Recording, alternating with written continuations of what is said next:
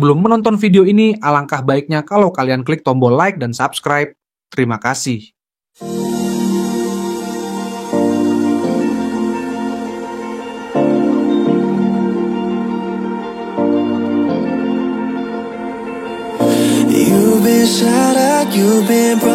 Timnas Indonesia kembali dihadapkan pada tantangan serius menjelang laga penentuan di kualifikasi Piala Dunia 2026 zona Asia. Dua pemain belakang naturalisasi yang diharapkan menjadi tembok kokoh pertahanan, Kevin Dix dan Dean James, dikabarkan terancam absen karena mengalami cedera. Kevin Dix yang memperkuat FC Copenhagen di Liga Denmark mengalami cedera sejak awal April 2025. Sementara itu, Dean James yang bermain untuk Go Ahead Eagles di Liga Belanda juga harus menepi sejak pertengahan April. Namun, beberapa hari yang lalu Dean James terlihat sudah kembali membela Go Ahead Eagles. Kedua pemain ini semula diproyeksikan untuk menjadi bagian inti skuad Garuda dalam laga melawan Cina dan Jepang.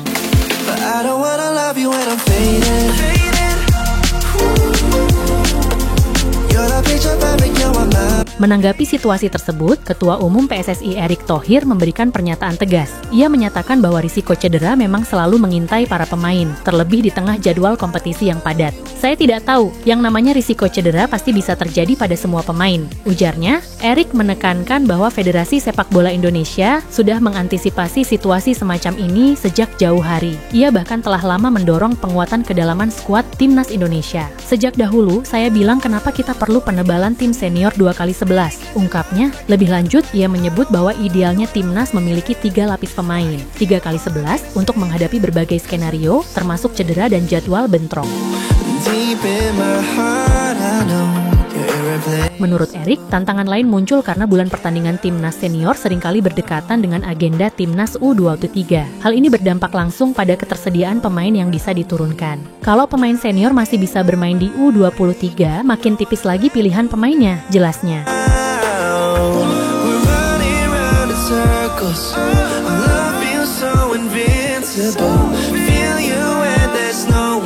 Dalam kondisi seperti ini, pelatih kepala Patrick Kluivert dikabarkan siap mengambil langkah taktis. Jika Dix dan James tak kunjung pulih, opsi memanggil pemain lain harus dilakukan. Meski demikian, PSSI telah menegaskan bahwa penambahan pemain keturunan baru untuk bulan Juni tidak ada.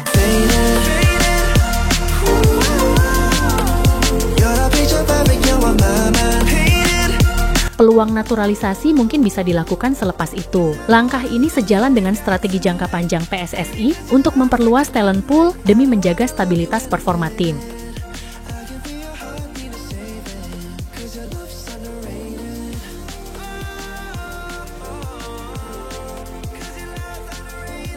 Kita harus siap dengan segala risiko yang ada, tegas Erick. Ia mengakui bahwa Dix dan James sebenarnya telah dipersiapkan dalam rencana taktik menghadapi dua laga krusial. Kontra Cina pada 5 Juni 2025 di Stadion Utama Gelora Bung Karno, SUGBK, dan menghadapi Jepang di Suita City Football Stadium pada 10 Juni 2025.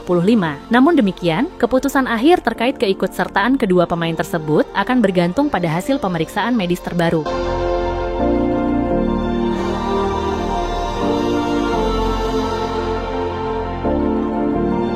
Memang perlu menjadi pertimbangan untuk pemain substitusi jika kondisi keduanya tidak memungkinkan, tambah Erick. Situasi ini menjadi pengingat pentingnya memiliki kedalaman skuad dan kesiapan alternatif di setiap lini. PSSI tidak hanya menatap pertandingan terdekat, tapi juga membangun fondasi kuat untuk jangka panjang, termasuk melalui proses naturalisasi yang lebih selektif dan strategis. Dengan dinamika yang terus berkembang dan risiko cedera yang tak bisa dihindari, peluang bagi pemain keturunan untuk bergabung ke Timnas semakin terbuka. Ini bisa menjadi momentum untuk memperkaya kualitas tim dan memperbesar peluang Indonesia lolos ke putaran berikutnya di kualifikasi Piala Dunia 2026.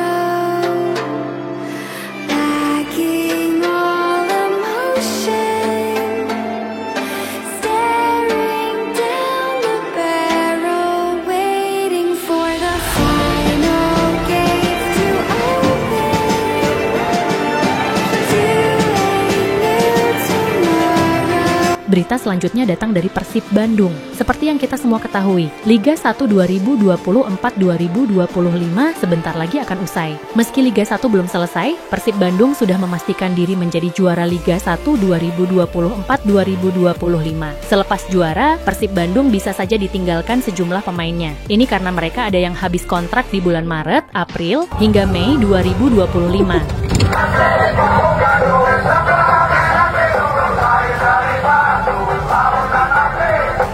Seperti penyerang sayap asal Brazil yakni Ciro Alves, pemain yang kini berkumis tipis ini kontraknya habis di bulan April 2025.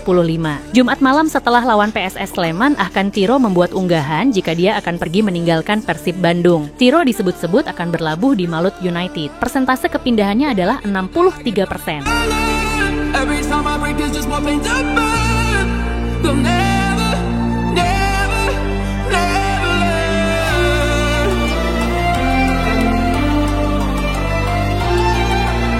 Selain Ciro, 3 pemain asing juga bisa saja pergi karena kontraknya kelar. Mereka adalah bek Gustavo Franca, lalu 2 gelandang Matteo Kocijan dan Tyrone Del Pino. Del Pino menurut laman Transfermarkt juga disebut-sebut akan pindah ke Malut United di musim depan.